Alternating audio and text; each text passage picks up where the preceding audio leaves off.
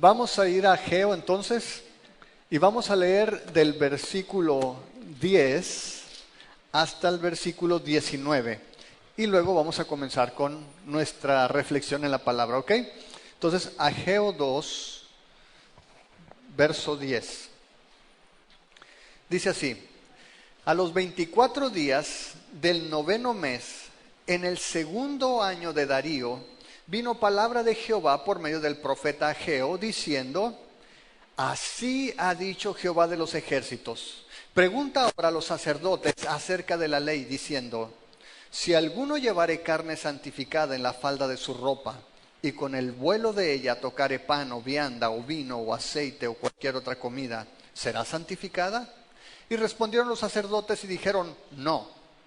Y dijo Ageo: si un inmundo a causa de cuerpo muerto tocare alguna cosa de estas, ¿será inmunda? Y respondieron los sacerdotes y dijeron: inmunda será. Y respondió Ageo y dijo: así es este pueblo y esta gente delante de mí, dice Jehová. Y asimismo toda obra de sus manos y todo lo que aquí ofrecen es inmundo. Ahora pues, mediten en su corazón desde este día en adelante, antes que pongan piedra sobre piedra en el templo de Jehová. Antes que sucediesen estas cosas, venían al montón de 20 efas y había 10. Venían al lagar para sacar 50 cántaros y había 20.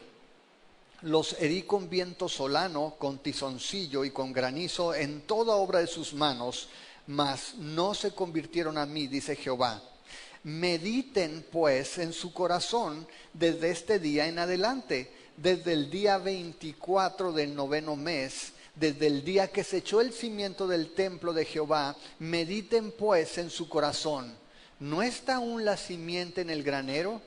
Ni la vid, ni la higuera, ni el granado, ni el árbol de olivo ha florecido todavía, mas desde este día los bendeciré. El tema de este día, o este segmento, le he puesto por título: yo los bendeciré. Porque si tú piensas en las bendiciones, ¿cuántos de ustedes quieren bendiciones de Dios? La verdad, levanta tu mano. Si no la levantas, entonces entiendo que no quieres ser bendecido, ¿verdad? Y la realidad es que cuando hablamos de bendiciones, todos queremos bendición de Dios. Todos queremos, cuando saludamos a alguien como cristianos, ¿qué decimos? Dios te bendiga, ¿no? Y ya te vas y bendiciones. Y saludas a alguien en su cumpleaños, lo felicitas y Dios te bendiga. Todos queremos la bendición de Dios. Hablamos de ella, la deseamos a otros, le pedimos a Dios que nos bendiga. Pero algo que vemos en la palabra de Dios es que no todos estamos dispuestos a seguir el procedimiento de Dios para tener las bendiciones. Es decir, cuando tú ves la Biblia, te vas a dar cuenta que Dios tiene una metodología prescrita para las bendiciones. Es decir, la bendición no es en automático. Dios normalmente te pide obediencia para recibir bendición. Hay una historia en el libro de Primera de Samuel, en el capítulo 13, donde vemos al primer rey que tuvo el pueblo de Israel. ¿Alguien se acuerda cómo se llamaba? Saúl, el primer rey que tuvo el pueblo de Israel. Y dicen que era un rey alto, un rey grande. Y este rey sale a la batalla y había recibido ciertas instrucciones de parte de Samuel. Y él, en su desesperación, porque Samuel no llegaba al lugar de batalla, sus enemigos estaban levantando, se estaban reagrupando, tuvo miedo, las tropas se estaban rebelando. Entonces él toma el honor o el privilegio que tenía un sacerdote, se lo adjudica a él y pide la bendición de Dios y ofrece sacrificio. Y cuando llega Samuel y ve lo que está haciendo Saúl, lo reprende y de hecho le dice que es mejor, ¿qué cosa? La obediencia que los sacrificios. Dios valora más la obediencia que los muchos sacrificios. Dios valora más el hecho de que nosotros seamos obedientes a su palabra, a que hagamos grandes cosas, a que intentemos grandes empresas, a que hagamos cosas que pueden ser fabulosas a los ojos de la gente, pero Dios quiere que todo lo que hagamos surja de un corazón que es obediente a Dios. Esta lección que Samuel le estaba enseñando al rey Saúl, de hecho el rey Saúl fue desechado por causa de su desobediencia, es la que el pueblo de Israel, específicamente la nación de Judá, aprende por medio del profeta. Y es interesante porque si tú te has fijado, ha recibido, este es el tercer mensaje que recibe la nación. Acuérdate, ellos estaban cautivos 70 años en Babilonia y después de 70 años sale este grupo, regresa a la tierra de Judá, el templo está destruido y salen con el único propósito de reedificar el templo. Y vimos el primer mensaje de parte de Dios, que fue un mensaje ¿qué? ¿Fue un mensaje para dar ánimo o cuál fue el primer mensaje que recibieron? ¿Se acuerdan? Ustedes dicen que no es tiempo. Es un mensaje donde Dios les está diciendo, ustedes están haciendo lo que a ustedes les parece correcto, ustedes están viviendo bien y la casa de Dios está deshecha. Es un mensaje donde son reprendidos, es un mensaje de exhortación. El segundo mensaje que reciben es uno de ánimo, donde Dios les dice, yo estoy con ustedes. Estaban tirando barra, se les había olvidado para qué habían venido a Judá, pero yo estoy con ustedes, ánimo. Y ese tercer mensaje solamente han transcurrido como unos 4 meses de que el profeta empezó a hablar. De hecho, si ustedes recuerdan, la semana anterior acababa de pasar o estaba terminando la fiesta de las cabañas o de Sukkot, la fiesta de la cosecha, que es en mes de septiembre, octubre. Este nuevo mensaje es el mes de diciembre. No ha pasado mucho tiempo. Y Dios nuevamente manda al profeta y les da este mensaje que se parece al primer mensaje. Es un mensaje de reprensión, de exhortación. Y lo que hace Dios es muy curioso porque el profeta llega y dice, a ver, tráiganme a los sacerdotes. Y hace como un reality show, ¿no? Se los trae y hace unos panelistas, los pone ahí a los sacerdotes y dice, voy a hacerles unas preguntas. Y dice que junta a los sacerdotes en el versículo 10, dice, eran los 24 días del 9º mes, es diciembre, es el segundo año de Darío, es el mismo año donde Dios comenzó a hablarles. Dice, vino palabra de Jehová por medio del profeta Ageo diciendo, así ha dicho Jehová de los ejércitos, pregunta ahora a los sacerdotes acerca de la ley. Ahora acuérdate que en esa época la nación de Israel no tenía un gobierno estructurado. Eran 70 años que habían estado cautivos, regresan. Zorobabel era un líder, era el líder político, de hecho él tenía derecho al trono, vamos a decir, venía del linaje real. Y por otro lado estaba el sacerdote Josué. Pero en términos legales, los encargados de manejar la ley eran los sacerdotes. Entonces dice el Señor, a ver Ageo, júntame a los encargados de la ley y hazles esta pregunta. Y les hace primero una pregunta, dice en el versículo 12, si alguno lleva carne santificada en la falda de su ropa y con el vuelo de ella toca pan o vianda o vino o aceite o cualquier otra comida, ¿será santificada? Y respondieron los sacerdotes y dijeron no. Esta pregunta Dios se la hace a los sacerdotes. Y para que tengas un poquito la idea de cuál era el tema, es que cuando tú ibas a dar una ofrenda, los sacerdotes tomaban la porción de carne y era santa, es decir, estaba apartada. Y esa la tomaban en su vestido, imagínate, agarraban un ribeye y luego lo envolvían así como un bebé y se lo llevaban y ellos comían también de parte del sacrificio. Pero eso era algo santo. Y le dice, ok, se me hizo agua la boca con el ribeye. Pero dice, si tú llevas ese pedazo de carne que es santo y con tu vestido tocas un pedazo de pan o toca el vino o toca algo, eso se va a hacer santo. Y dicen los sacerdotes, no, la ley no lo establece así. De hecho, si tú ves en Levítico 6:27, se menciona solamente el contacto directo con la carne santifica. No puedes transmitir la santidad a través de manera indirecta, vamos a decir. Y esto, en la mente del profeta, Dios le estaba poniendo un asunto importante que quería recalcarle al pueblo y que es importante para nosotros. Y es la santidad no se contagia. ¿Sabías eso? La santidad no se contagia. Es decir, Ageo les hace la pregunta y les dice, ¿tú crees que si algo santo lo pones en tu ropa y tu ropa toca otra cosa se va a santificar? Y ellos dicen, no, la ley no dice eso. Muy bien.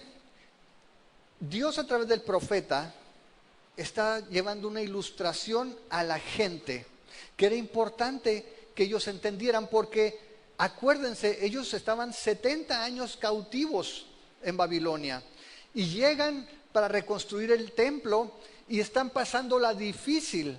Las cosechas no se han dado, los enemigos han estado molestándolos. Recuerden que por 14, 15 años la obra ha estado detenida por causa de los enemigos. Y Dios les está poniendo el dedo en la llaga y dice, cuidado, porque a lo mejor tú pensaste que como tú llegaste a este lugar y pusiste los cimientos del templo, que es santo, a lo mejor en tu mente se te ocurrió que como ya estabas en el templo santo, la tierra iba a ser santa, los cultivos iban a ser santos y todo iba a estar bien. Y Dios le está diciendo, acuérdate que la santidad no es contagiosa. Y esto es un ejemplo que es muy válido en la naturaleza también. ¿Qué sucede? Si tienes puras manzanas podridas, imagínate, en una canasta, y pones una manzana buena, ¿las podridas se hacen buenas? No. ¿Qué es lo que sucede normalmente? Al revés, ¿verdad? Ok, ahorita vamos a ir a esa parte. Dios le estaba diciendo, ten cuidado con lo que estás pensando.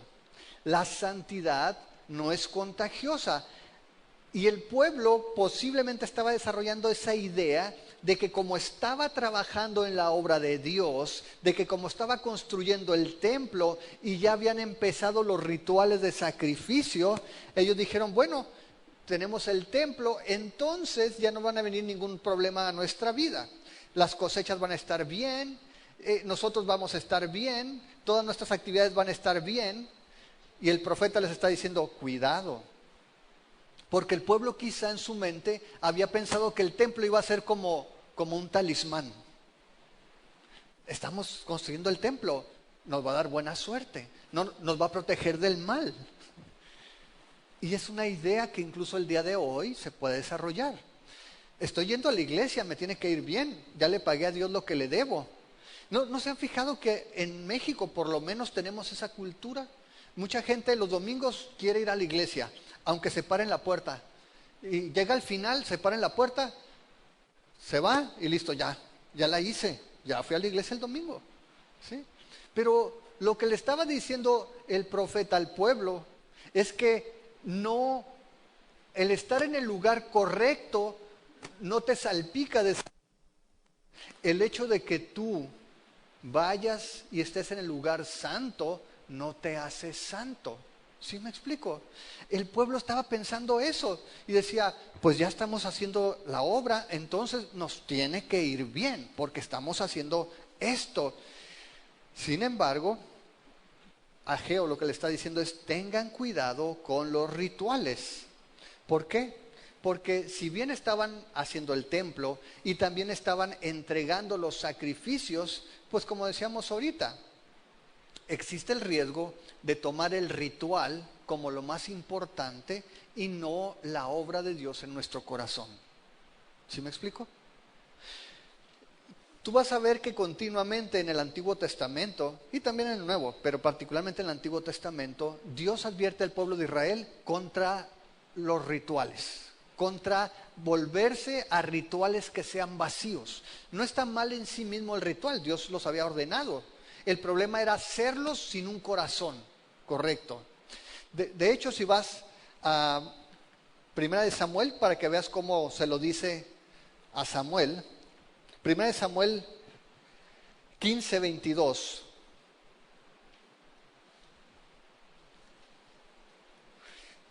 Samuel le dice al rey Saúl ¿qué es lo que más le agrada al Señor? ¿Tus ofrendas quemadas y sacrificios o que obedezcas a su voz? Escucha, la obediencia es mejor que el sacrificio y la sumisión es mejor que ofrecer la grasa de carneros. La rebelión es tan pecaminosa como la hechicería y la terquedad tan mala como rendir culto a los ídolos. Así que por cuanto has rechazado el mandato del Señor, Él te ha rechazado como rey. Esa fue la manera en que Saúl dejó de ser rey. Que él dijo, estoy haciendo un sacrificio para Dios. Pero Dios le había dicho que no lo hiciera, que esperara a Samuel. Él pensó que el sacrificio en sí mismo lo iba a salvar, aunque su corazón no fue obediente. Ahora, si tú vas a Jeremías 7:21,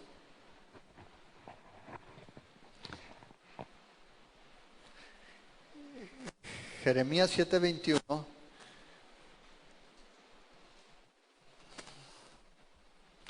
dice, esto dice el Señor de los ejércitos celestiales, Dios de Israel, tomen sus ofrendas quemadas y los demás sacrificios y cómanselos ustedes mismos.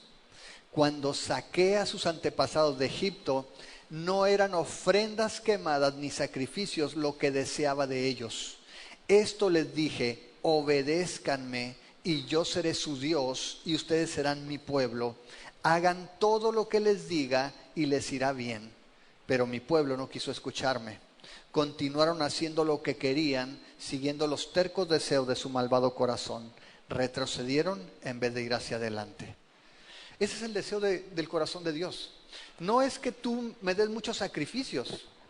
No es que tú me entregues muchas cosas. Lo que quiero es que me obedezcas. Ese es mi deseo. Que me obedezcas. Que hagas lo que te pido. Que yo sea tu Dios y que tú seas mi pueblo. Y sabes, es el deseo de Dios el día de hoy también. Dios lo que quiere decirle al pueblo a través de Ageo es, no pienses que estar en el lugar correcto te hace santo. No pienses que juntarte con gente santa te hace santo. Necesitas tener una experiencia personal conmigo. Dios nos está pidiendo que nosotros entendamos eso también. Asistir a la iglesia no nos hace santos por sí mismo.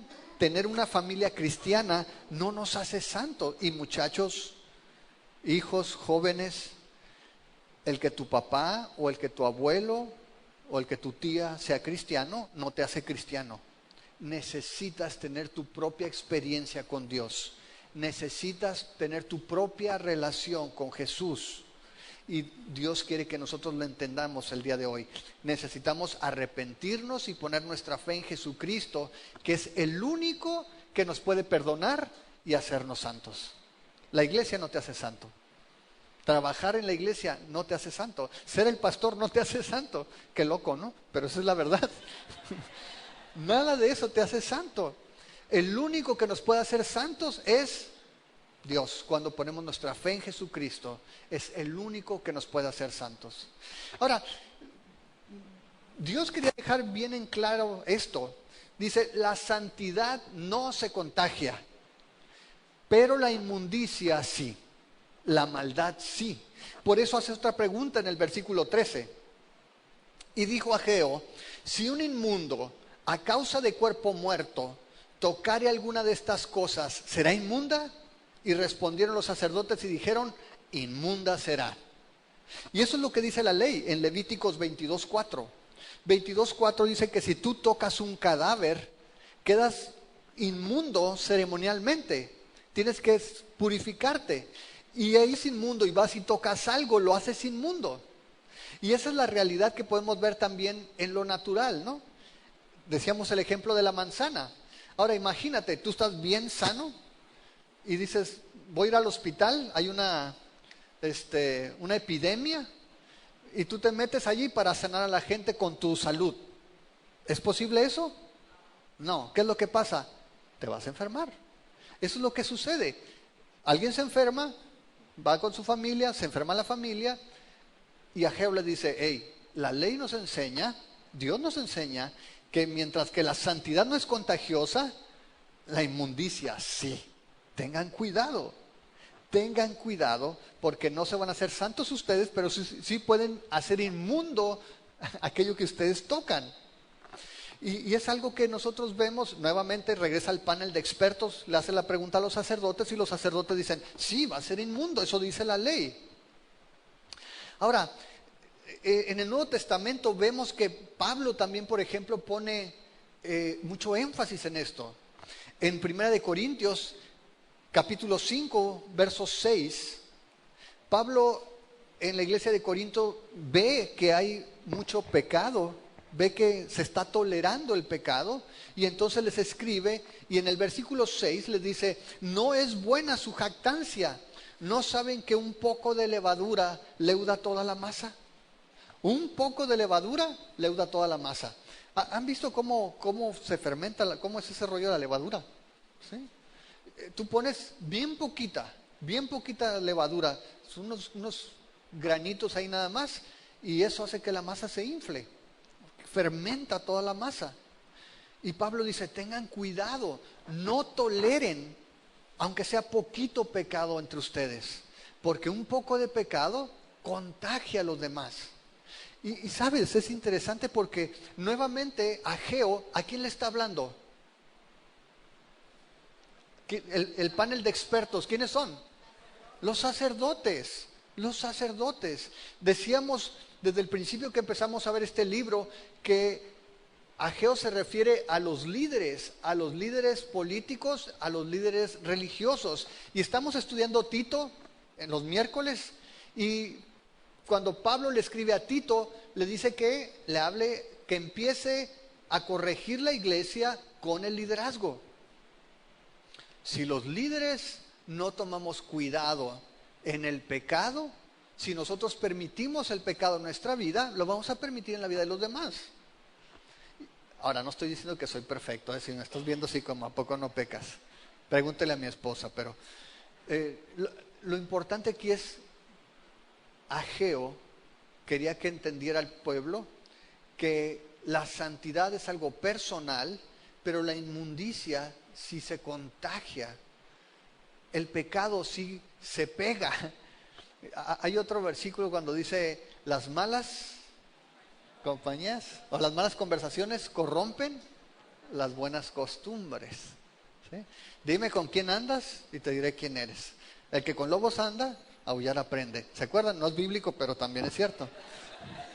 Es lo que entendemos. La cultura popular lo sabe.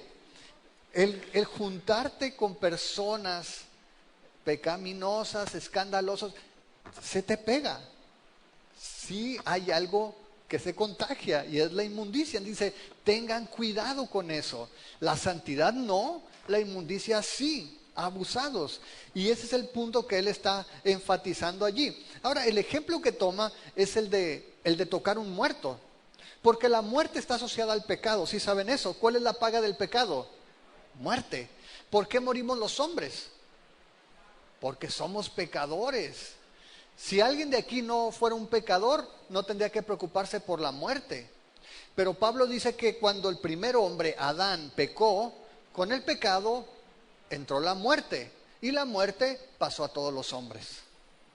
El pecado le abrió la puerta a la muerte se metió y la muerte pasó a todos los hombres. Por eso dice la Biblia que aun cuando no había ley, todavía no venía Moisés con la ley, la gente moría. ¿Por qué moría si no había mandamientos que transgredir? Porque ya eran todos pecadores, aun cuando no transgredieran la ley como lo hizo Adán. Todos los hombres morimos porque somos pecadores. ¿Por qué Cristo no pudo ser retenido por la muerte? Porque no tuvo pecado. Por eso Cristo resucitó y se levantó de la muerte. Era imposible que la muerte lo retuviera, dice la palabra de Dios. Ahora, como toca ese asunto de la muerte, nosotros podemos tomar el ejemplo de nuestra vida, porque en realidad nosotros estábamos muertos. Por eso en Efesios 2 dice que Él nos dio vida, en Efesios 2:1, cuando estábamos muertos en nuestros delitos y pecados. Todos los seres humanos somos cadáveres que caminan. Espiritualmente hablando, estamos muertos. Solamente Jesús nos puede dar vida. Y esa vida que Jesús nos da es lo que llamamos vida eterna. Aunque el cuerpo muera, nuestro espíritu vive y nuestro cuerpo va a resucitar para estar con el Señor por siempre. Dios no solamente, lo he dicho antes, en los miércoles cuando escudriñamos los misterios, pero básicamente lo que creemos es que vamos a estar en el cielo no transparentes con una bata blanca y un arpa. Creemos que vamos a tener un cuerpo porque la Biblia dice que nos va a dar un cuerpo glorificado. Así como Jesús resucitó en un cuerpo, nosotros también vamos a tener un cuerpo glorificado. Sin arrugas, sin lonjas, sin a todo. Bien. Va a ser un cuerpo glorificado, glorioso para la eternidad. Dios nos dio vida. Ok. Ya tenemos estas dos pistas. La santidad no se contagia, la inmundicia sí. Ahora, ¿qué tiene que ver eso con nosotros? Tenemos que irlo viendo en nuestro contexto el día de hoy, porque nosotros como cristianos tenemos que entender que nuestra santidad no se basa en nada externo.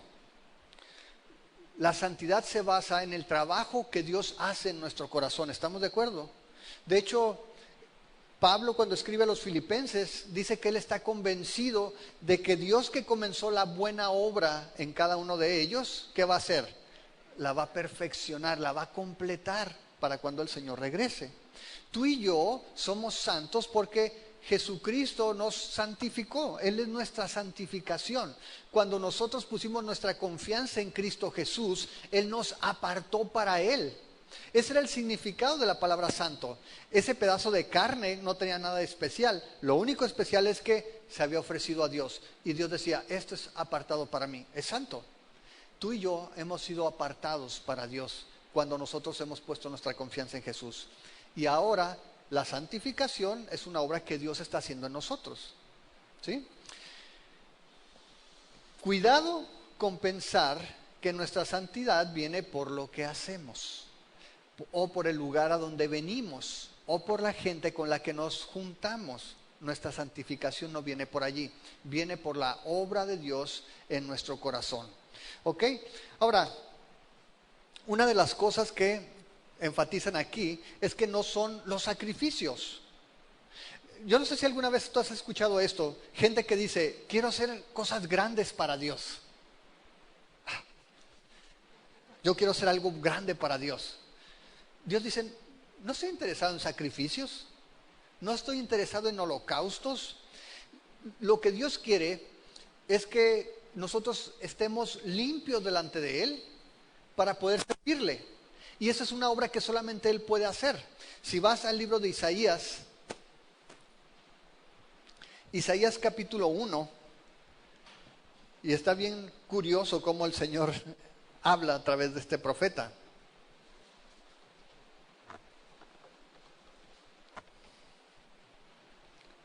Dice el capítulo 1, verso 11. ¿Para qué me sirve, dice Jehová, la multitud de sus sacrificios? Hastiado estoy de holocaustos de carnero y de cebo de animales gordos.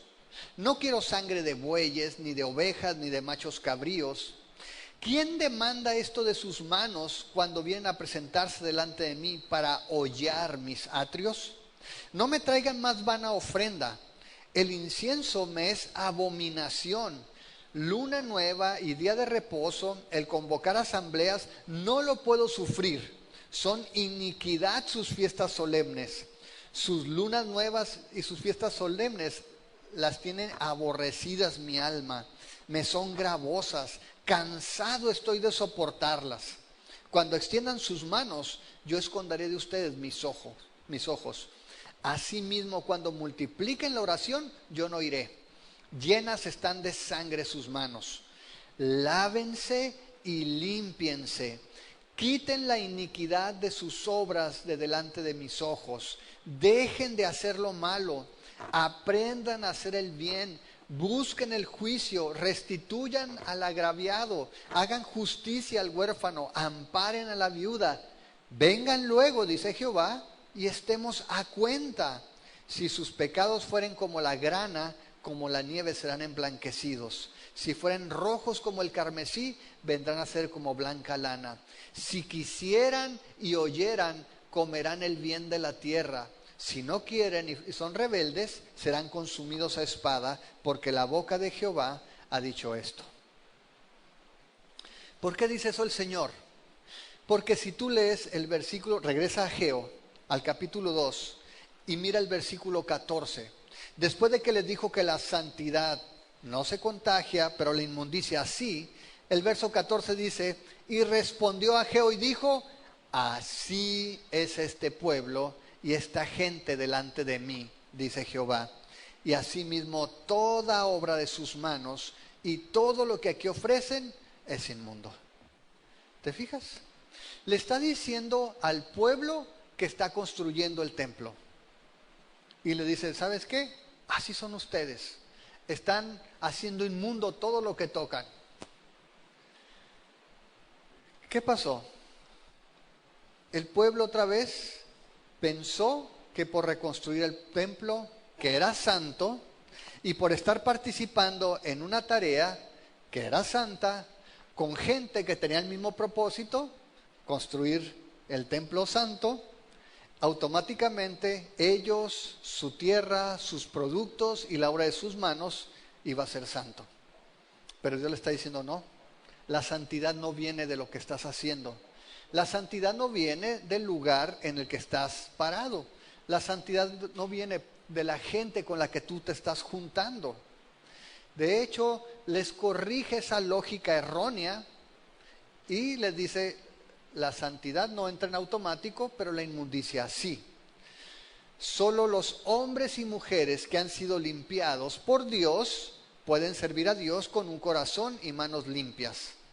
Si no ha sido el caso, no importa cuánto trabajo hagas, no importa cuán costosos sean los sacrificios, delante de Dios no tienen ningún valor.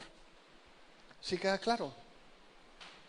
Si Dios no ha limpiado mi corazón, si Dios no me ha santificado, no importa cuán costosos sean mis sacrificios, ni cuán grande sea mi obra o mi trabajo, delante de Dios no tiene valor.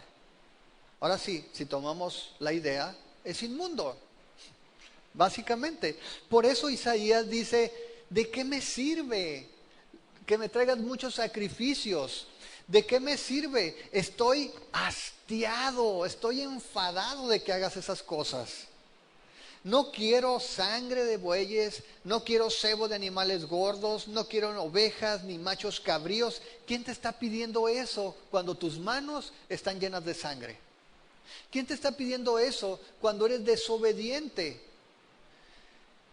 Verso 16 en Isaías dice, lávate y límpiate, quita la iniquidad de tus obras delante de mis ojos, deja de hacer lo malo, ponte a cuentas con Dios.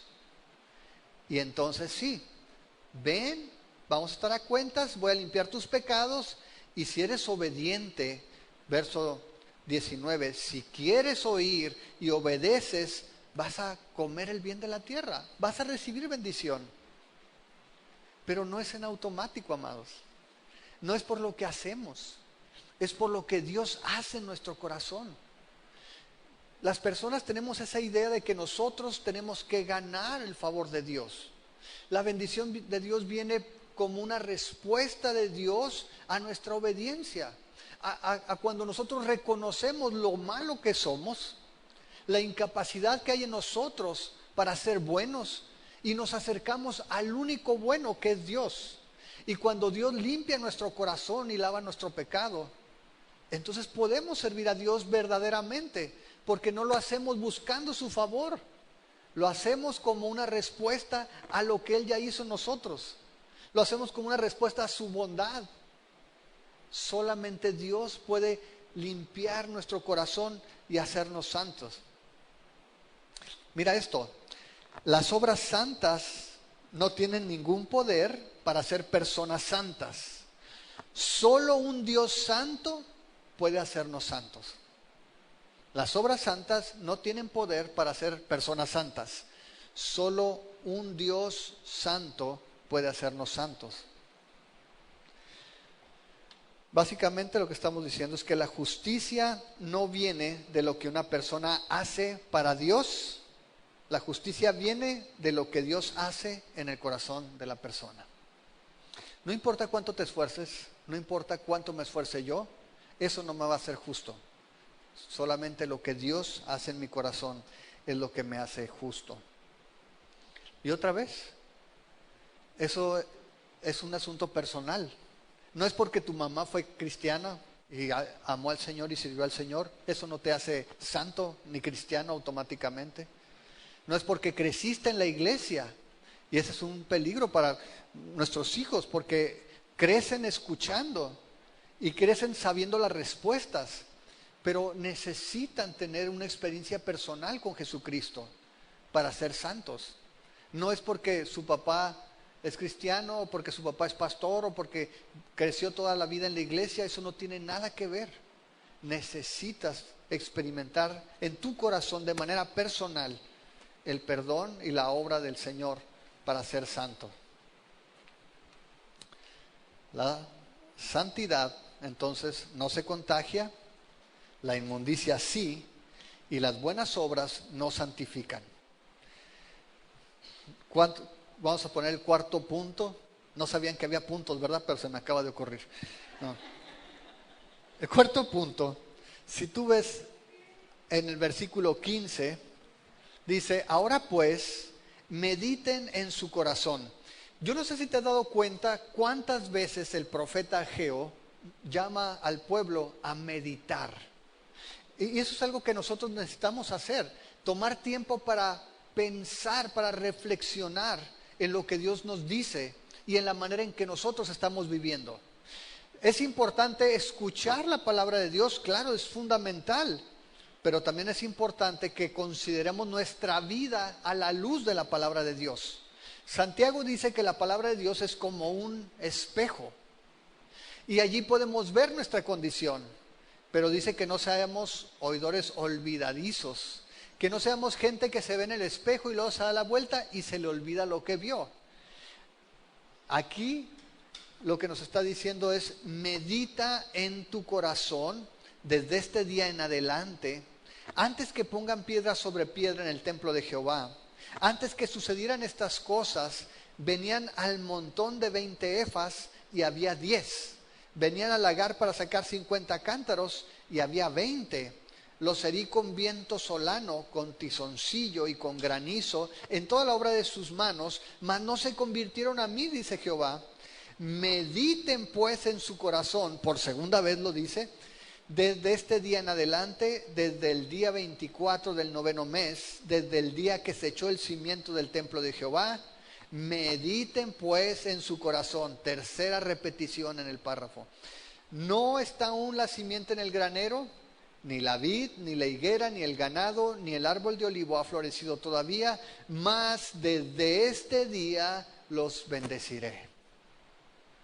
El cuarto punto es que un Dios santo bendice a sus santos. Y lo que le está diciendo el profeta Ageo es, medita, date cuenta. De hecho, este pasaje es un poco complicado porque la forma en que está escrita se presta para dos cosas. Para tomarlo en una retrospectiva viendo hacia atrás o para verlo hacia el futuro. Sin embargo, el mensaje en los dos sentidos es el mismo. Lo que les está diciendo el profeta al pueblo es, ponte a pensar. Ponte a pensar cómo estás viviendo ahorita. Ponte a pensar lo que has vivido hasta el día de hoy. Y así, recuerda que así comienza el libro de Ageo. Cómo tu trabajo no ha rendido. Cómo has cosechado muy poco con respecto a lo que siembras. De hecho, si tú ves cómo estaba la merma, dice allí en el versículo 16, venías al montón de 20 efas y había 10. Es decir, la cosecha tenías un 50% de merma. Tú ibas por 20 y nada más tenías 10. Y cuando ibas al vino, dice allí que venías al lagar para sacar 50 cántaros y allí la merma era del 60%. Sacabas 20 nada más.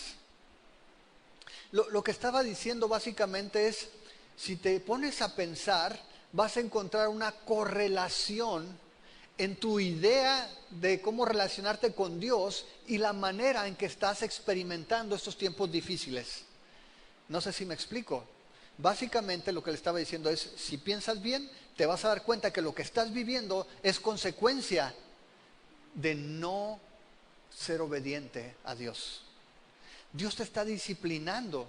Y Dios está usando los medios naturales para que tú voltees a ver a Dios y te des cuenta de tu pecado.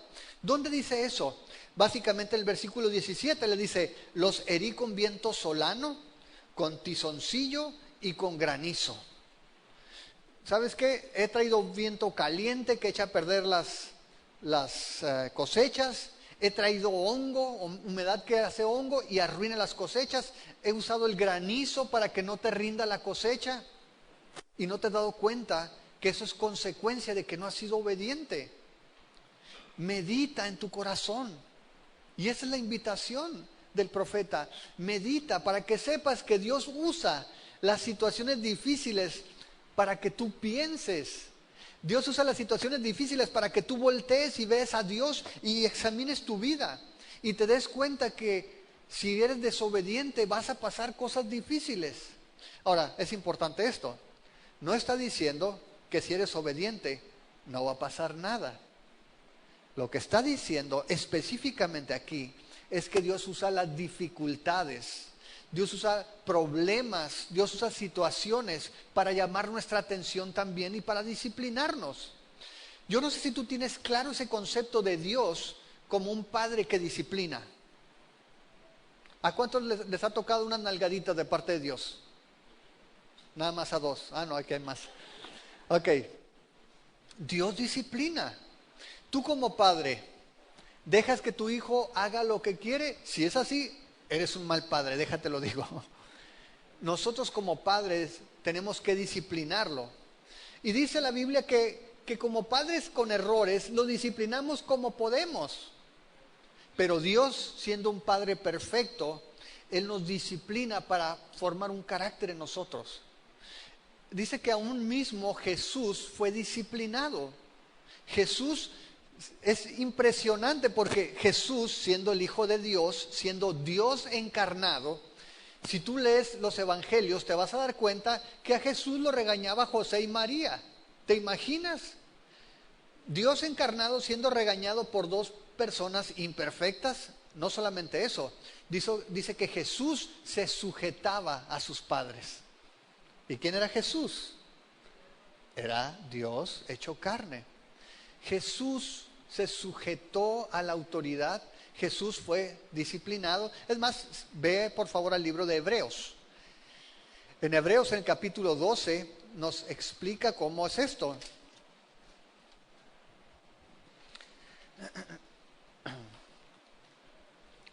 Dice en el versículo 5, y han olvidado dice, la exhortación que como a hijos se les dirige diciendo, hijo mío, no menosprecies la disciplina del Señor, ni desmayes cuando eres reprendido por Él, porque el Señor al que ama, disciplina y azota a todo el que recibe por hijo. Qué bonito, ¿no? Esa es la señal de un hijo, que el padre te discipline. Porque mira lo que dice el verso 7. Si soportas la disciplina, Dios te trata como hijo. Porque ¿qué hijo es aquel a quien el padre no disciplina? Pero si se les deja sin disciplina, de la cual todos han sido participantes, entonces son bastardos y no hijos. Dios al que ama disciplina. Dice el verso 9, por otra parte, tuvimos a nuestros padres terrenales que nos disciplinaban y los venerábamos. ¿Por qué no obedeceremos mucho mejor al Padre de los Espíritus y viviremos? Y aquellos, nuestros padres terrenales, ciertamente por pocos días nos disciplinaban como a ellos les parecía. Pero Dios el Padre, para lo que nos es provechoso, para que participemos ¿de qué? De su santidad. Y es verdad, ninguna disciplina al presente parece ser causa de gozo, sino de tristeza, pero después da fruto apacible de justicia a los que en ella han sido ejercitados. No te agüites, es lo que está diciendo. Te está dando unas nalgaditas, no te agüites, es porque te ama. Dios quiere que nosotros participemos ¿de qué? de su santidad. Para eso nos disciplina. Y eso es lo que le estaba diciendo Ageo al pueblo. ¿Sabes qué? La santidad no se contagia, la inmundicia sí, las obras santas no te hacen santo, pero un Dios santo bendice a sus hijos santos. Y para eso tienes que reflexionar en tu corazón y tienes que ver cuál ha sido tu manera de caminar con Dios. Tienes que meditar si has sido obediente a lo que Dios te ha pedido. Porque cuando eres obediente, entonces su carácter se está formando en ti, entonces estás participando de su santidad. Y entonces hay bendición. Y es lo que está diciendo aquí. Ahora, dice que en los tiempos de aflicción es cuando nosotros normalmente podemos apreciar más a Dios. Porque ¿cuántos de nosotros, honestamente, cuando todo está bien, cuando no tienes problemas económicos, cuando no tienes problemas familiares, cuando no tienes problemas de salud, cuántos cuando todo está bien se acuerdan con intensidad de Dios en su oración y dicen, Señor, gracias porque todo está bien, te tengo presente todos los días? Dime si no es verdad que cuando estás enfermo o cuando alguien de tu casa está enfermo o cuando hay problemas financieros o cuando las cosas están muy mal, es cuando te levantas y te acuestas rogándole a Dios, diciendo, Señor, ayúdame, Señor, dependo de ti. Cuando todas las cosas van bien, normalmente no nos sentimos tan dependientes de Dios. Si yo tengo una buena chequera en el banco, una buena cuenta de ahorros, cuando tengo buena salud y una familia estable, no me siento tan dependiente de Dios. Cuando tengo problemas, es cuando voy y digo, Dios, eres lo único que tengo. En ti está mi confianza, dependo de ti. Y eso es lo que le estaba diciendo a Ageo. Reflexionen sus caminos. Reflexionen porque Dios ha usado estas cosas para llamar su atención. Dios ha usado estas cosas para que ustedes vuelvan sus ojos y vean al Señor. Verso 18 dice, mediten pues en su corazón desde este día en adelante, desde el día 24 del 9º mes, cuando les está hablando, desde el día que se echó el cimiento del templo de Jehová, mediten pues en su corazón.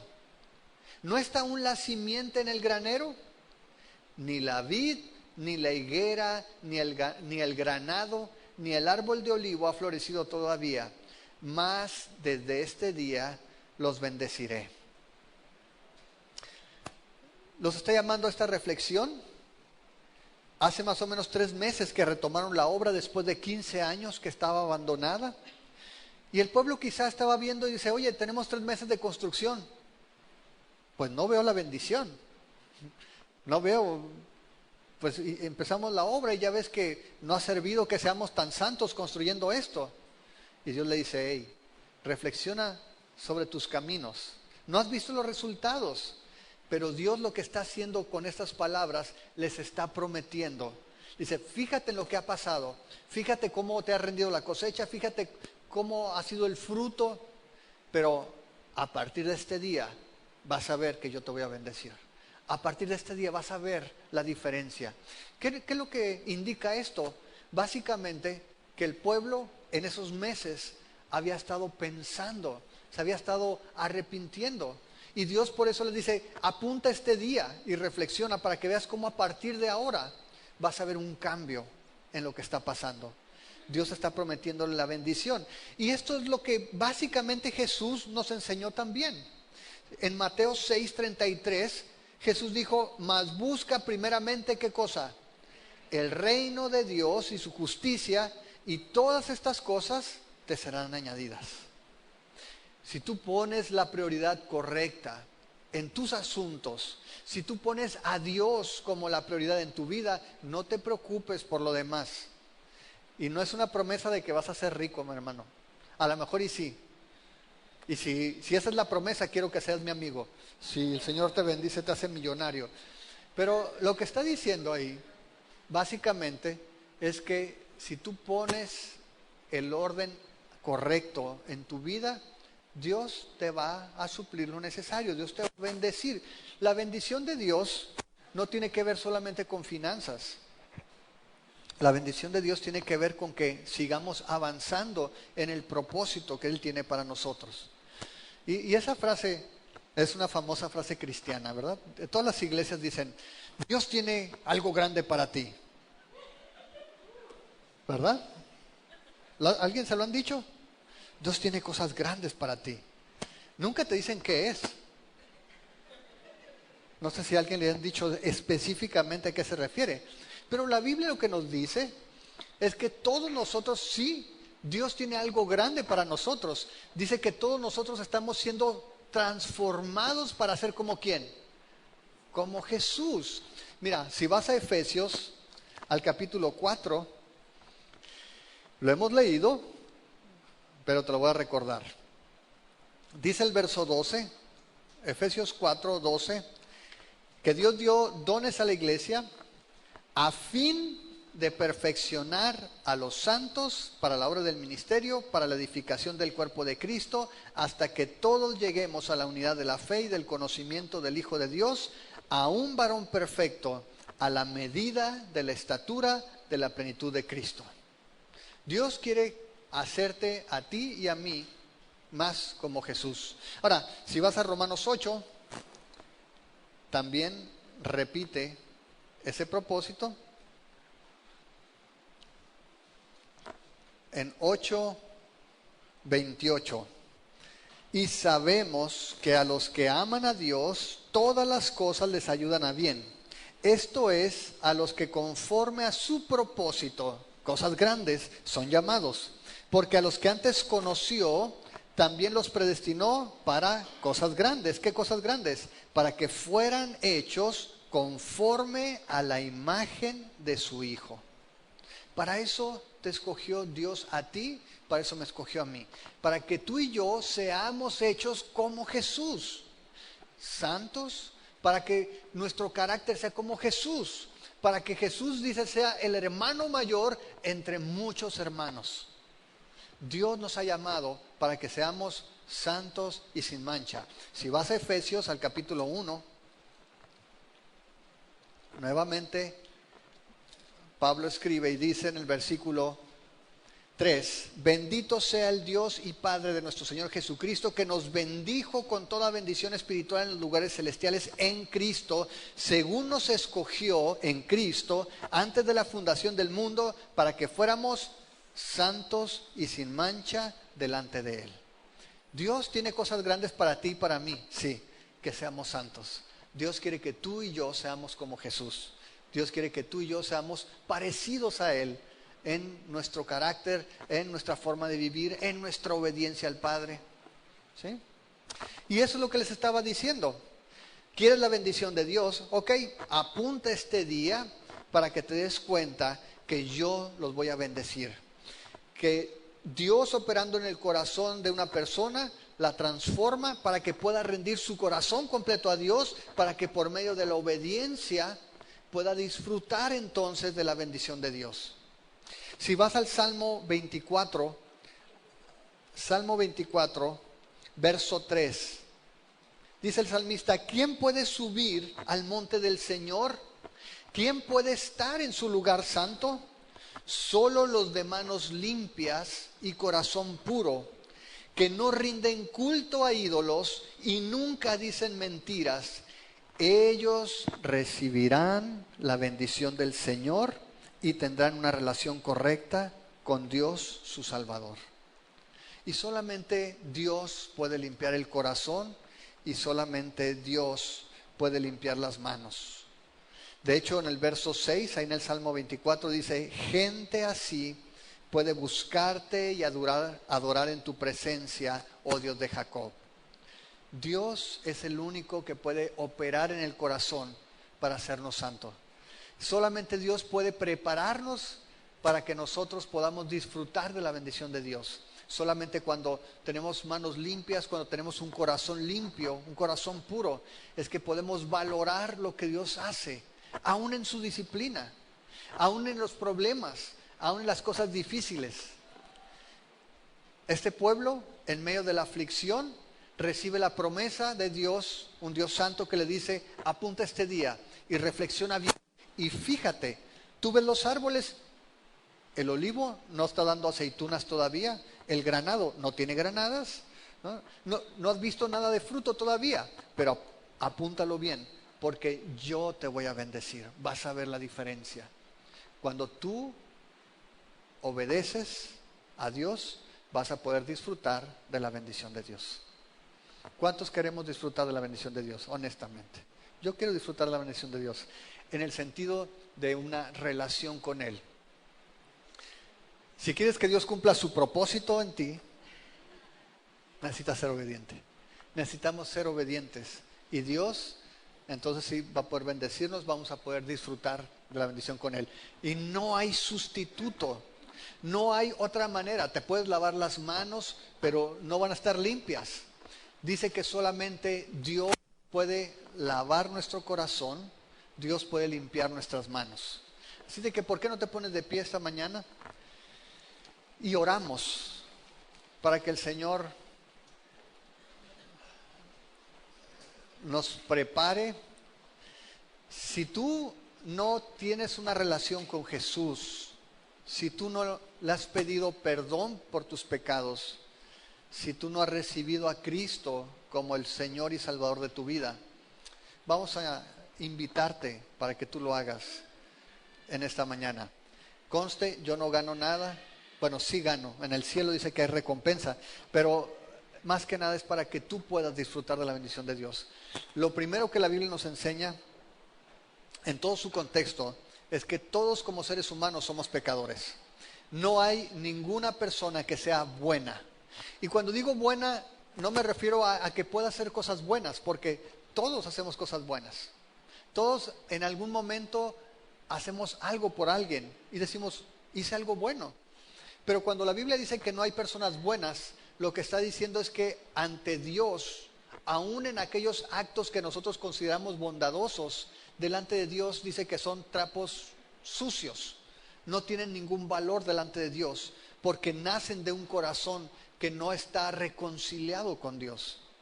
Y la primera necesidad y la necesidad más grande que tenemos todas las personas es de que nuestro corazón sea reconciliado con Dios, que nosotros seamos puestos en una relación correcta delante de Dios. Y ningún hombre por sí mismo es suficiente para eso. Necesitamos un Salvador, necesitamos un mediador. Y la Biblia dice que no hay otro nombre bajo el cielo dado a los hombres en el que podamos ser salvos, porque hay un solo Dios y un solo mediador, Jesucristo hombre. Jesús es el único mediador entre Dios y los hombres, porque Él es el Dios hombre. Él nos entiende a nosotros como personas porque anduvo en esta tierra, porque tuvo un cuerpo, porque padeció hambre, porque padeció traiciones, porque supo lo que era cansarse, supo lo que era sufrir, lo que era padecer, pero a la vez nunca dejó de ser Dios. Y Él es el instrumento que Dios escogió para que muriera en la cruz y pagara con su vida la deuda que tú y yo teníamos con Dios. Y cuando Cristo murió en esa cruz, la deuda de nuestros pecados fue satisfecha en la cruz. Pero la vida perfecta de obediencia que Jesús vivió en esta tierra nos fue imputada a nosotros.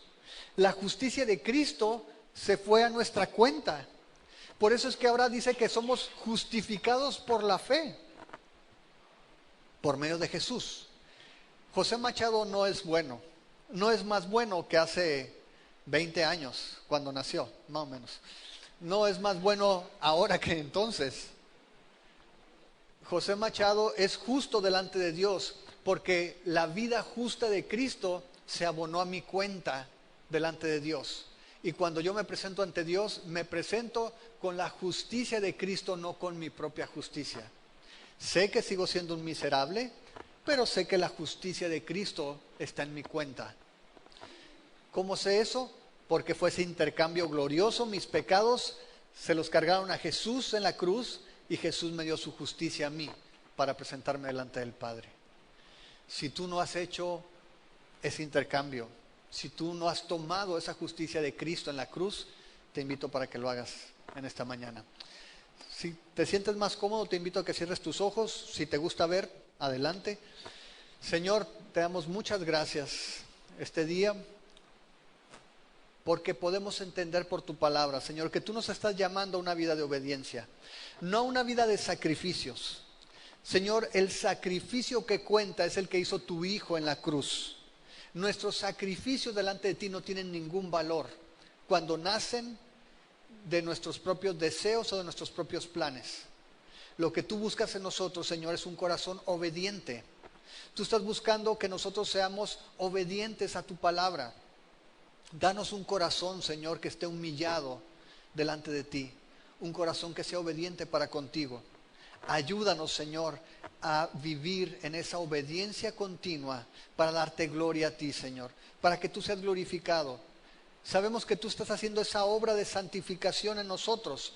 No es por nuestro esfuerzo, ni por nuestras obras, ni por nuestros logros.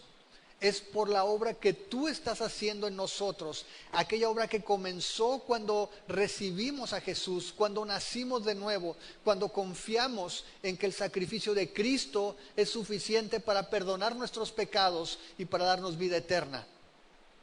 Señor, y cuando tú pusiste su justicia en nuestra cuenta, y podemos decir como Pablo, justificados pues por la fe, tenemos paz para con Dios por medio de Jesucristo. Señor, gracias por ese sacrificio que nos limpia, que nos lava, que nos santifica, y por tu Espíritu Santo, Señor, que está haciendo esta obra en nosotros. Y en este día, Padre, si hay personas que no han hecho ese compromiso contigo, te pedimos para que tú toques sus vidas, Señor, para que tú a través de tu Espíritu Santo les muestres la necesidad que tenemos todos de pedir perdón. Porque todos los hombres somos malos. Delante de un Dios santo, todos nos quedamos cortos en nuestro estándar de justicia. Solo tú, Señor, eres santo. Y solamente por medio de ti es que nuestro corazón puede ser santificado. Y nuestra vida, Señor, puede ser fructífera para contigo. Bendice a cada uno de tus hijos, Padre, que podamos disfrutar de esa bendición, de tenerte como nuestro Dios, de ser apartado para ti, que podamos tener esas manos limpias, Señor, ese corazón puro para estar en tu presencia y para disfrutar de tu bendición, Señor. Eso es lo máximo, solamente así podemos tener una verdadera relación